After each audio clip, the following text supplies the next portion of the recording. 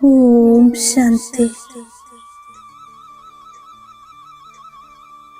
സെക്കൻഡിൽ ദേഹബോധത്തിൽ നിന്നും വേറിട്ട് ഞാൻ എൻ്റെ നിജസ്വരൂപത്തിൽ സ്ഥിതമാകുന്നു. ഞാൻ സ്വയം തന്നെ കാണുന്നു. ഞാനൊരു ജ്യോതിപുഞ്ചമാണ്. നിരാകാരി ആത്മാവാണ്. നിരാകാരി ജ്യോതി സ്വരൂപ ശിവബാബയുടെ അവകാശി കുട്ടിയാണ്. ഞാൻ സമ്പൂർണ്ണ പവിത്രമാണ്. ശരീരം, മനസ്സ്, ധനം സർവ്വതും ബാബയുടേതാണ്. ശരീരവും മനസ്സും ധനവും ബാബയ്ക്ക് അർപ്പിച്ച് ഞാൻ ട്രസ്റ്റിയായി പാലിക്കുന്നു. ഇപ്പോൾ സർവ്വതും ബാബയുടേതാണ്. ശരീരവും എന്റേതല്ല, ബാബയുടേതാണ്. ഈ ശരീരത്തെ ബാബ സേവാർത്ഥം നൽകിയതാണ്. ഇതിനെ ബാബ നടത്തിക്കുന്നു. മനസ്സും ബാബയുടേതാണ്. മനസ്സിനെയും ബാബ നടത്തിക്കുന്നു. ധനവും ഈശ്വരീയ സേവയ്ക്ക് വേണ്ടിയുള്ളതാണ്. ഞാൻ ട്രസ്റ്റിയായി പരിപാലിക്കുന്നു. ഇപ്പോൾ എന്റേതായി ഒന്നുമില്ല. എന്റേതല്ലാത്ത ഒന്നിനോടും എനിക്ക് മമത്വമില്ല, ആസക്തിയില്ല. എന്നാൽ ഞാൻ ട്രസ്റ്റിയായി പരിപാലിക്കുന്നു. സർവ്വതും ബാബയ്ക്ക് സമർപ്പിച്ചു കഴിഞ്ഞ് മുഴുവൻ ഉത്തരവാദിത്വവും ഓൾമൈറ്റി ബാബയുടേതാണ്. സർവ്വതും ബാബ പരിപാലിക്കുന്നു. ട്രസ്റ്റിയായി ഞാൻ ബാബയുടെ പൂർണ്ണ സമ്പത്തിൻ്റെയും അധികാരിയാകുന്നു. ഞാൻ ശിവബാബയുടെയും ബ്രഹ്മബാബയുടെയും നിർദ്ദേശമനുസരിച്ച് എൻ്റെ മംഗളം ചെയ്യുന്നു. നമ്പർ 1 ട്രസ്റ്റി ശിവബാബയാണ്. അല്പം പോലും ആസക്തിയില്ല. ആരെല്ലാമാണോ ബാബയ്ക്ക് വേണ്ടി തൻ്റേതെല്ലാം ഇൻഷൂർ ചെയ്യുന്നത് അവർക്ക് ബാബ പൂർണ്ണ പ്രതിഫലം നൽകും. ബാബ സ്വയം അനുഭവിക്കുന്നില്ല. ബാബ മനസ്സിലാക്കി തരുന്നു. ഇത് എൻ്റെ അന്തിമ മറുജീവ ജന്മമാണ്. ജീവിച്ചിരിക്കെ ബാബയുടേതായി മാറിയിരിക്കുന്നു. ഞാൻ പൂർണ്ണ മനസ്സോടെ ബാബയുടേതായിരിക്കുന്നു. അതിനാൽ ബാബയുടെ നിർദ്ദേശമനുസരിച്ച് നടക്കുന്നു. ബാബ ഏത് നിർദ്ദേശം നൽകിയാലും അത് ശരിയായിരിക്കും.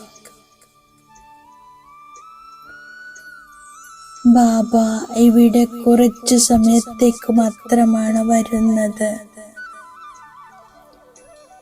ഞാൻ സത്യമായ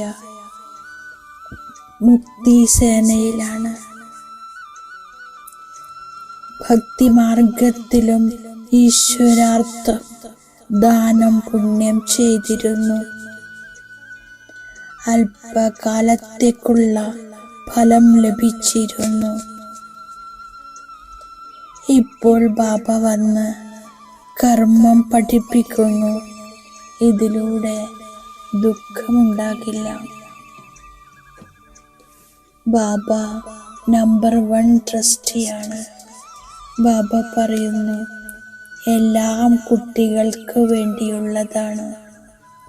ബാബ സത്യമായ സൂക്ഷിപ്പുകാരനാണ്. സ്വയം സുഖം അനുഭവിക്കുന്നില്ല. മുഴുവൻ രാജധാനിയും കുട്ടികൾക്ക് നൽകുന്നു. ഞാൻ ഓരോ ചുവടും ബാബയുടെ ശ്രീമതമെടുക്കുന്നു. മായ വളരെ നഷ്ടമുണ്ടാക്കുന്നു. ബാബ എല്ലാ വിധത്തിലും സംരക്ഷിക്കും. ഞാൻ പഠിപ്പിൽ പൂർണ്ണ ശ്രദ്ധ വയ്ക്കുന്നു. ഇതെന്റെ അമൂല്യമായ ദുർലഭ ജീവിതമാണ്. ഡ്രാമയിൽ ആരാണോ കൽപ്പം മുമ്പ് പഠിച്ചത് അവർ തന്നെ പഠിക്കുന്നു. ഞാൻ രാജയോഗം പഠിച്ചു കൊണ്ടിരിക്കുന്നു. രാജധാനി സ്ഥാപിതമായാൽ വിനാശമുണ്ടാകും. ബാബ തീർച്ചയായും സ്വർഗത്തിന്റെ സമ്പത്ത് നൽകും. കുട്ടികൾക്ക് വേണ്ടി ബാബ സ്വർഗം സ്ഥാപിക്കുന്നു. എന്നാൽ ബാബ സ്വയം ആ ലോകത്തിലേക്ക് വരുന്നില്ല. കുട്ടികൾക്കു വേണ്ടി സ്വരാജ്യത്തിന്റെ സ്മരണിക നൽകുന്നു.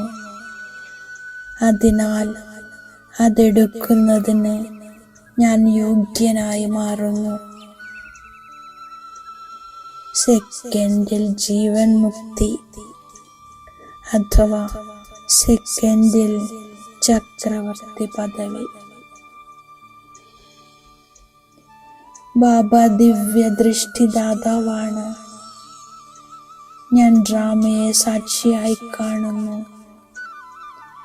ബാബ എന്നെ കക്കയിൽ നിന്നും വജ്രതുല്യമാക്കുന്നു. ഞാൻ സുഖം അനുഭവിച്ച് ദുഃഖിയായി മാറിയിരിക്കുന്നു. ബാബ വീണ്ടും വന്നിരിക്കുന്നു. സഹജ രാജയോഗം പഠിപ്പിക്കുന്നു. ഞാൻ ഡ്രാമയിലെ ഓരോ സീനും സാക്ഷിയായി കാണുന്നു.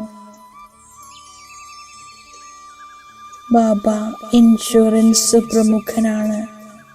ശരീരം, മനസ്സ്, ധനം ബാബയുടെ സേവനത്തിൽ സഫലമാക്കി ഞാൻ എൻ്റെ ഭാവി ഉണ്ടാക്കുന്നു. ഞാൻ ബാബ തന്നിരിക്കുന്ന വരദാനത്തിൻ്റെ സ്വരൂപമാകുന്നു. മറുജീവസ്ഥിതിയിലൂടെ ധൈര്യത്തിൻ്റെയും ഉല്ലാസത്തിൻ്റെയും അവിനാശി സ്റ്റാമ്പ് പതിക്കുന്ന പ്രാപ്തി സമ്പന്നരാകുന്നു. പ്രാപ്തികളിൽ സമ്പന്നമായവരുടെ പെരുമാറ്റത്തിലും നയനചലനത്തിലും ഉണർവും ഉത്സാഹവും കാണപ്പെടുന്നു. ഈശ്വരീയ മര്യാദകൾക്ക് വിപരീതമായി എന്ത് സ്വഭാവം, സംസ്കാരം, സങ്കല്പം, കർമ്മമുണ്ടോ അതിൽ നിന്നും മറുജീവയാകുന്നു. പ്രതിജ്ഞയാകുന്ന സ്വിച്ച് സെറ്റ് ചെയ്ത് പ്രാക്ടിക്കലിൽ പ്രതിജ്ഞ അനുസരിച്ച് നടക്കുന്നു. ധൈര്യത്തിനൊപ്പം ഉത്സാഹവുമുണ്ടെങ്കിൽ പ്രാപ്തിയുടെ തിളക്കം ദൂരെ നിന്നേ കാണപ്പെടുന്നു. അഴുക്കിലും സമസ്യയിലും ഡബിൾ ലൈറ്റ് ആയിരിക്കുന്നവരാണ് ധാരണാമൂർത്തികൾ. ഓം ശാന്തി.